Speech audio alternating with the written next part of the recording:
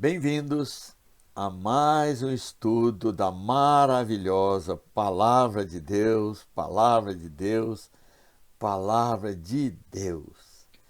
Sem antes, como sempre, lembrar que Deus amou o mundo de tal maneira que deu o seu Filho unigênito, para que todo que nele crê não pereça, mas tenha a vida eterna.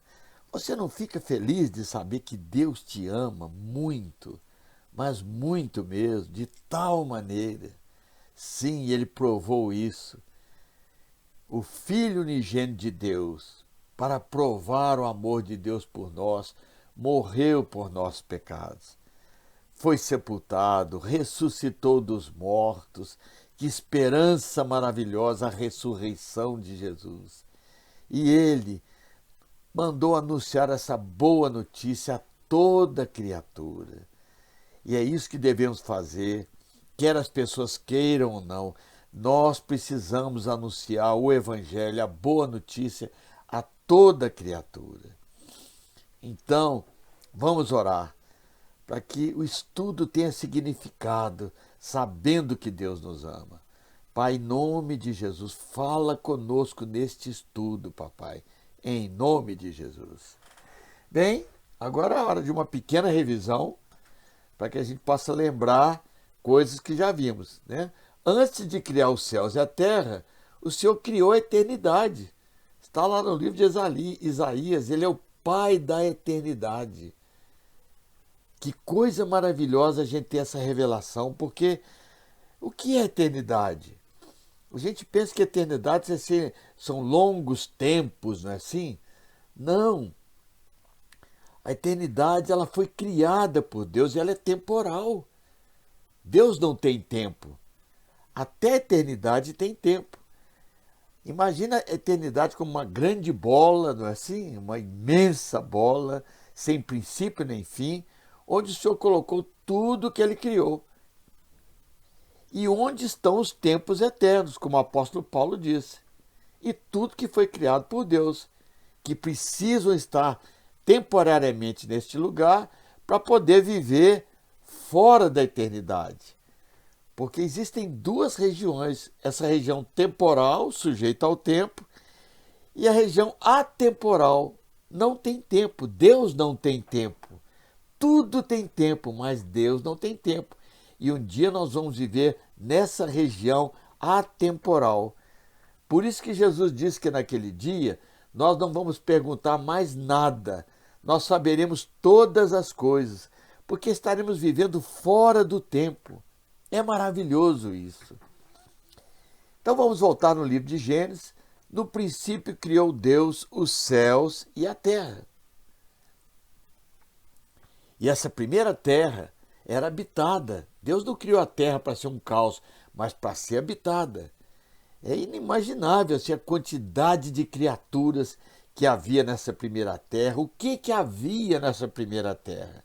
Uma coisa sabemos, havia anjos, arcanjos, serafins, querubins e talvez um número incontável de criaturas extraordinárias, não é assim? E a Escritura nos revela que nessa primeira terra houve uma queda, uma rebelião. E Satanás, né, que significa adversário, que é o nome daquele querubim ungido, com cerca de um terço dos anjos, caiu. E aquela primeira terra sofreu as consequências da queda. E houve o luto celestial, que é essa escuridão inexplicável para os cientistas. Eles não sabem explicar o que é essa matéria escura, não é assim? Mas a Escritura diz que no dia em que ele passou para o além, o Senhor fez com que houvesse luto. Sim, não houve alegria nenhuma no céu com a queda do querubim. Deus ama o querubim, Deus ama os anjos que ele criou. Não houve alegria no céu. Pelo contrário, houve luto. Então, entre o versículo 1 e 2 do livro de Gênesis, aconteceu a queda do querubim e seus anjos. E a terra, porém, ficou sem forma e vazia, nas trevas, não é assim? Essa é a segunda terra, não linda como aquela primeira terra, feia, não é assim? Agora na escuridão e no meio das águas. Imagine que a eternidade fosse uma imensa bola de água, sabe? A terra agora estava na escuridão e no meio das águas. Então, o Espírito de Deus pairava por sobre as águas. O Espírito de Deus pairava por sobre as águas. Então, através do seu Espírito, Deus começa a trazer vida para aquela segunda terra que estava morta, um caos, sem forma, vazia. E disse Deus: haja firmamento no meio das águas e separação entre águas e águas. Então aconteceu uma coisa extraordinária. Deus abriu as águas e passou a existir águas acima do firmamento e águas abaixo do firmamento. E disse Deus: ajuntem-se as águas debaixo dos céus num só lugar e apareça a porção seca. Então agora a terra que estava no meio das águas, sabe, apareceu e o Senhor ajuntou as águas na terra, que são os nossos oceanos, os nossos rios, os nossos lagos. E também o Senhor disse: haja luzeiros no firmamento.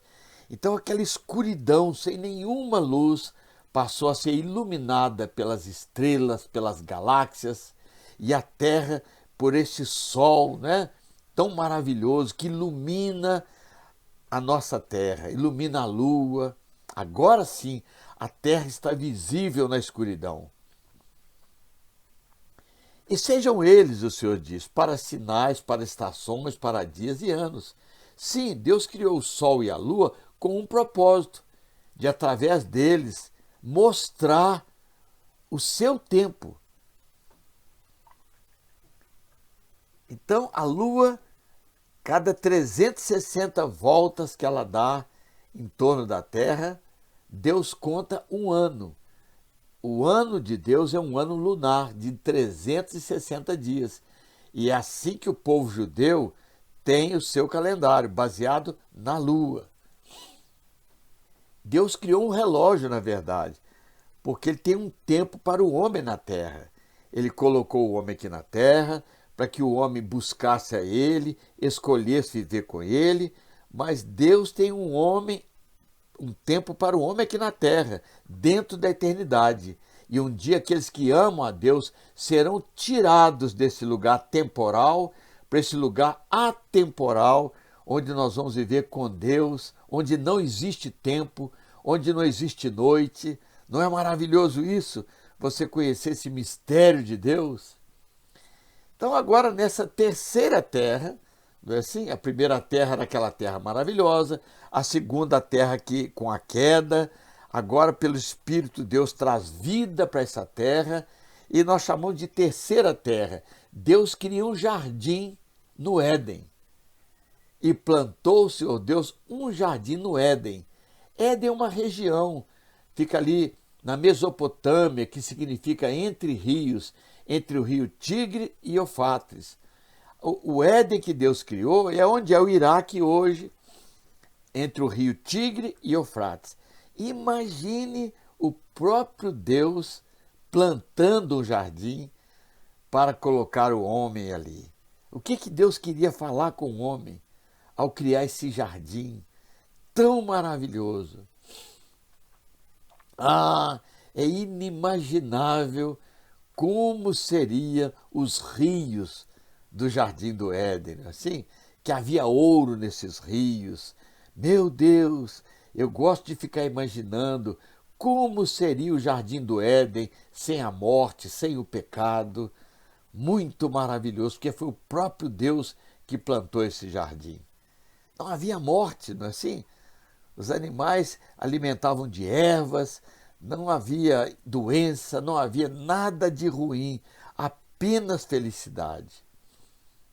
E disse Deus: façamos o homem à nossa imagem, conforme a nossa semelhança. Façamos o homem à nossa imagem, conforme a nossa semelhança. Então formou o Senhor Deus ao homem do pó da terra e lhe soprou nas narinas o fôlego de vida.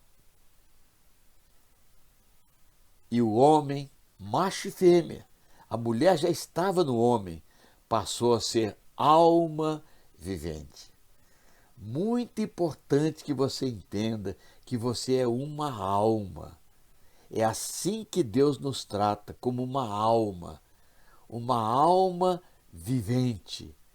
E no próximo estudo, nós vamos aprofundar um pouquinho na maravilha de sabermos que nós somos mais do que carne, mais do que pó da terra. Nós somos uma alma vivente, eterna. Então, até o próximo estudo, quando vamos andar um pouquinho com Adão lá no Jardim do Éden, antes que o pecado entrasse no mundo. Um beijo para você e toda a sua família e até o próximo estudo, se assim o Senhor nos permitir.